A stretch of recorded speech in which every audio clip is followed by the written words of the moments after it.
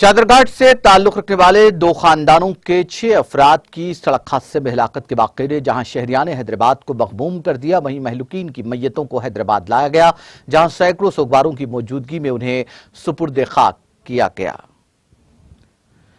ये मंजर बड़ा गमनाक था जब अतराफ की बस्तियों के दो खानदानों के जनाजे यहां से उठाए गए। इस मौके पर मुख्तलिफ सियासी समाजी शख्सियतों बशमूल अमजदुल्लाह खान खालिद साबिक कॉरपोरेटर ने भी शिरकत की।